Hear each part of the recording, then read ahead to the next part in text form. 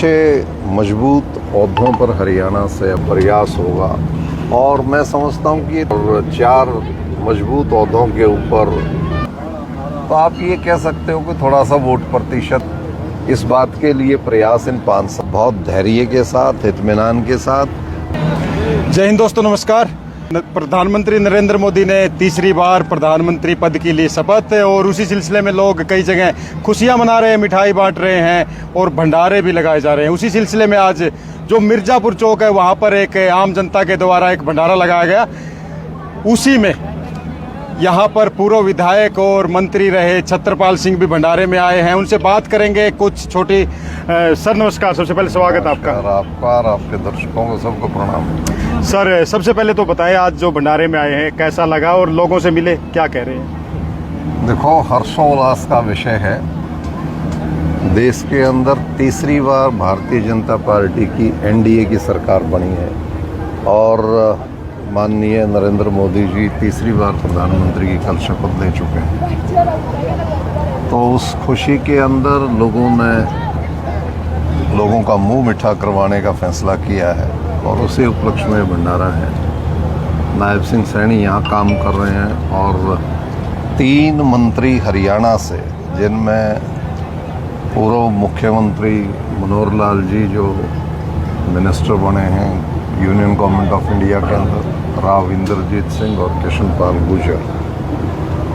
तो 4 शख्सियत अच्छे मजबूत ओहदों पर हरियाणा से अब काम देख रही हैं। माननीय नरेंद्र मोदी जी के मार्गदर्शन के अंदर अब तीसरी बार जो पिछले 10 साल के अंदर काम किए थे अच्छे, उनको और आगे बढ़ाने का काम करेंगे।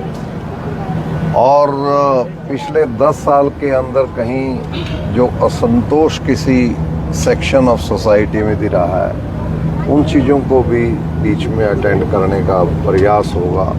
और मैं समझता हूँ कि ये तीसरा जो टेन्योर है, ये पिछले 10 साल के टेन्योर के एक्सपीरियंस से और बेटर जाना चाहिए पिछले 10 साल के मुकाबले में। ऐसी अपेक्षा इस भंडारे में लोगों से चर्चाएं करते हुए हम महसूस कर रहे हैं। बरवाला हल्के से आप पहले भी जुड़े रहे हैं और आज ये बरवाला हल्के में पड़ता है और यहाँ से बीजेपी जीती है। इसी खुशी के अंदर बरवाला हल्के के इस चौक के ऊपर ये भंडारा चलाया जा रहा है, क्योंकि जिस विधानसभा क्षेत्र में पार्टी की जीत नहीं होती तो पार्टी के कार्यकर्ताओं में थोड़ा सा हौसला कम हो जाता है। लेकिन सरकार सेंटर में बनी है तो उनके हौसले भी बुलंद हो गए, तो यहाँ डबल हौसला है। एक तो पार्टी का प्रत्याशी यहाँ से हम जिता पाए और सेंटर में सरकार बन पाई और 4 मजबूत ओहदों के ऊपर माननीय नायब सिंह जी सैनी यहाँ नेतृत्व कर रहे हैं और 3 मजबूत शख्सियत केंद्र के अंदर जो भारत सरकार में देश को बढ़ाने का काम करेंगे, वह हरियाणा को उसका ज़्यादा फायदा मिलेगा जब 3 लोगों के पास विभिन्न महकमे होंगे। लोकसभा की हार का क्या कारण मानते हैं? देखो, 10 साल जब कोई लगातार सत्ता में रहता है, ऐसा जब देश आज़ाद हुआ था माननीय जवाहरलाल नेहरू जी 3 बार आए थे जीत करके। आजकल के दौर में तो 5 साल के बाद बदल जाती हैं, तो 5 साल के बाद नए बदल करके 10 साल के बाद भी नए बदलना, तो आप ये कह सकते हो कि थोड़ा सा वोट प्रतिशत या जो मार्जिन था उसमें कमी आई है।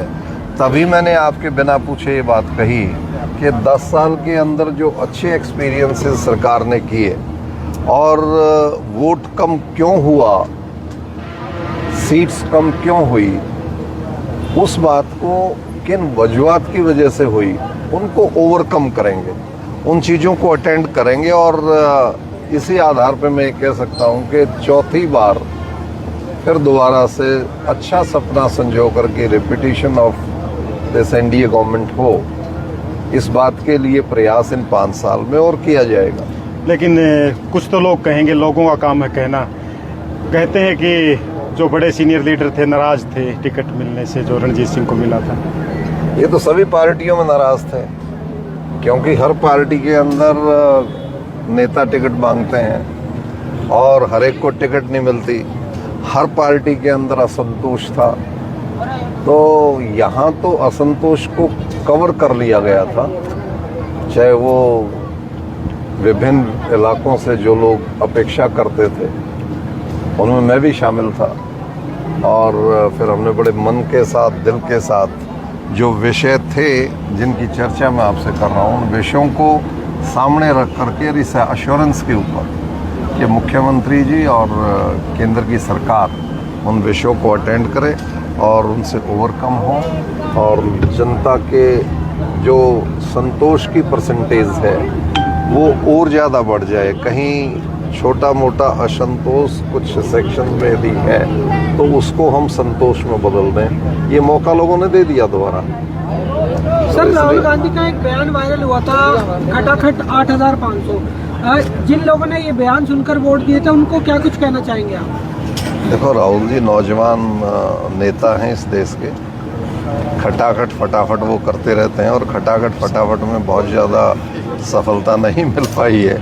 तो मैं तो यही कहूँगा कि राहुल जी एक अच्छे अपोजिशन की भूमिका निभाएं, खटाफट फटाफट की बजाय बहुत धैर्य के साथ, इत्मीनान के साथ हमारी सरकार का आंकलन करें, डे टू डे वर्किंग को वो चेक करें और कंस्ट्रक्टिव अपोजिशन का काम करें। वाजपेयी जी ने बहुत कुछ सिखाया देश के पोजीशन अपोजिशन को। वो कंस्ट्रक्टिव अपोजिशन की बात करते थे, सरकार की अच्छी बात होती थी तो सरकार की तारीफ भी करते थे वाजपेयी जी। तो यही उम्मीद मैं करूँगा कि अपोजिशन विशेष गलती यदि कोई हमारी है तो उसको विशेषता के साथ बताएं, और यदि कोई अच्छा काम हम करें तो उसकी तारीफ भी वो करें, ताकि पार्लियामेंट्री डेमोक्रेसी देश के अंदर मजबूत हो और राहुल जी हमारे मजबूत शख्सियत के रूप में विपक्ष में बने रहें। सर, आप राहुल बाबा करके बात कर रहे हैं, अभी गौतम सरदाना जी उनको पप्पू बोल के गए हैं। देखो, मैं ऐसे शब्द नहीं बोलता, क्योंकि मैं राजीव जी के ज़माने से, सोनिया जी के ज़माने से, राहुल जी प्रियंका जी के साथ, और ये इनके प्रकार जब मैं छात्र राजनीति करता था तो इंदिरा जी के ज़माने से भी हम सामाजिक राजनीतिक जीवन में हैं, और ये बात हम बहुत अच्छे से समझ चुके हैं कि हमें शब्दों का बहुत अच्छा ध्यान रखना चाहिए। किसी को कुछ बोलने से नहीं बनता, व्यक्ति स्वयं अपने कामों से प्रदर्शित करता है कि वो क्या है। सर, क्या कहेंगे, अभी कुछ दिन पहले चंडीगढ़ एयरपोर्ट पे कंगना रनौत का जो ये हुआ था थप्पड़ कांड, उस पर क्या कहेंगे आप? क्या ये कदम कैसा था? देखिए, एक सांसद देश को रिप्रेजेंट करने के लिए उस इलाके ने जिता करके भेजी है, और विरोध और गुस्से का प्रदर्शन इस तरीके से नहीं करना चाहिए। यदि मैं संवेदना रखूं उस सुरक्षाकर्मी बहन के प्रति, तो उसकी पीड़ा कहीं उसने झलकाई कि मेरी माँ एजिटेशन में बैठती थी और आपने जो शब्द एजिटेशन के बारे में कहे वो पसंद नहीं किए। तो ये न्यूटन का थर्ड लॉ, एक्शन रिएक्शन समाज में चलती हैं, लेकिन एक्शन रिएक्शन की एक मर्यादा है। वो बेटी मर्यादा को कहीं ना कहीं पार कर गई, ना करती तो अच्छा होता। सुनने में आ रहा है सर, शपथ लेते ही मोदी जी ने किसान निधि की किस्त जारी कर दी है, उस पे क्या कहेंगे आप? देखिए, मोदी जी को किसान पे, जवान पे, और ये जो अग्निवीर की बात है उस पे, और पहलवानों पे, कर्मचारियों पे, महिलाओं पे बहुत कुछ काम और करने हैं, अभी करेंगे, ऐसा मैं उम्मीद करता हूँ। और किसान निधि को तुरंत जारी करना वो उनके पिछले टेन्योर के फैसलों का हिस्सा है, वो करते रहे हैं किसानों के हक में इस किस्म की बातें। लेकिन जो चीज़ें और भी मैंने जैसा बताया कि इनके ऊपर और भी मोदी जी से देश अपेक्षा करता है, और वैसा करेंगे, मैं महसूस करता हूँ। सर, अगर बीजेपी की बात करें तो राम मंदिर को एक बहुत बड़ा मुद्दा बनाया गया था, वहीं अयोध्या से जो है बीजेपी के नेता हार गए, उसको लेकर क्या कहना चाहते हैं? देखो, राम मंदिर जहाँ बने हैं वहाँ पे ये विवाद विषय पिछले बहुत सालों से चलता आ रहा है। तो आप ये महसूस करके चलें कि जिन लोगों को राम के मंदिर का बनना पसंद आया वो एक सेक्शन है।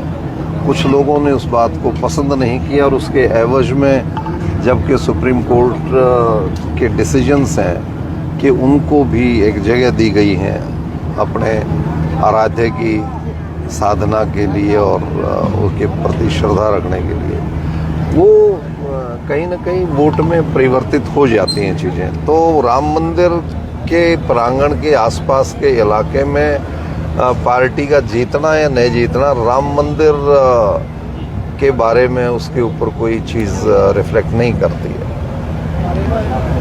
सर, जब हम पहले मिले थे, एक बार लोकसभा इलेक्शन से पहले मिले थे, उस समय छत्रपाल सिंह तैयारियों में थे, लग रहा था कि इस बार इलेक्शन लड़ने के मूड में।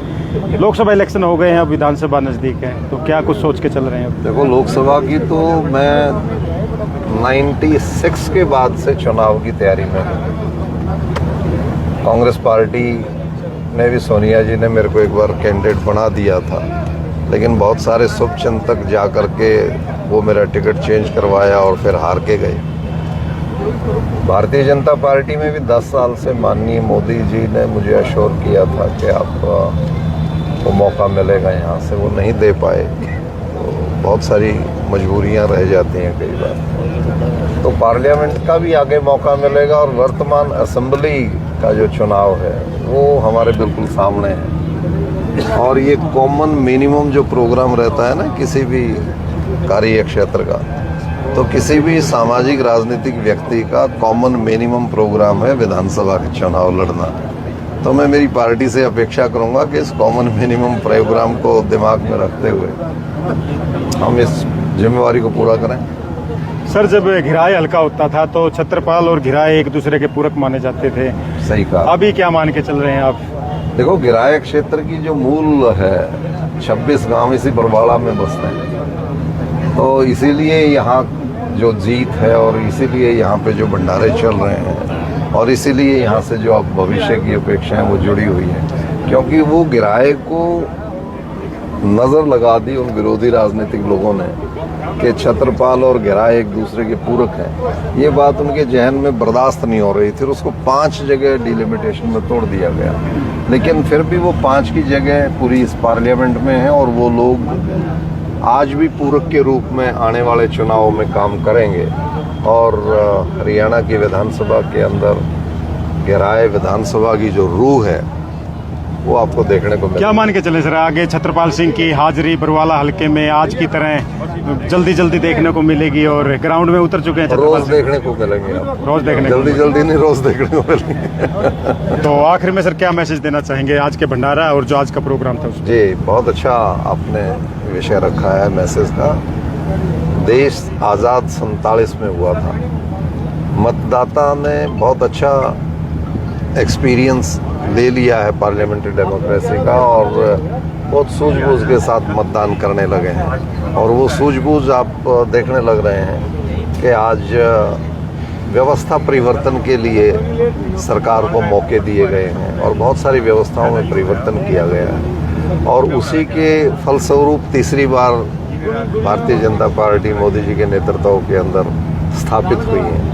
और उसी खुशी को लोग भंडारे और प्रसाद और एकत्रित होकर के जाहिर करने लग रहे हैं। मैं आवाम से यही उम्मीद करूंगा कि प्रजातांत्रिक तरीके से सरकार की अच्छे फैसलों की तारीफ करते रहें और यदि कोई गलत फैसला लगे तो उसका प्रजातांत्रिक तरीके से प्रदर्शन करके सरकार को जागरूक करते रहें। और सरकार जनता की भावना और जनता के विकास और जनता को, देश को विकसित और मजबूत रखने के लिए जनता की भावनाओं को देखते हुए कानून मूल चूक परिवर्तन करते हुए देश को दुनिया का नेतृत्व करने वाला देश बना करके चले। धन्यवाद, बहुत बहुत शुक्रिया। हमारे साथ पूर्व विधायक और मंत्री छत्रपाल सिंह थे, जिन्होंने साफ तौर पे कह दिया कि विधानसभा इलेक्शन का जो टाइम आ गया खटाखट और अब नेता उतर गए ग्राउंड में फटाफट, तो देखेंगे कौन मारेगा बाजी और क्या रहने वाला है, क्योंकि जल्दी मिलने वाले सारे।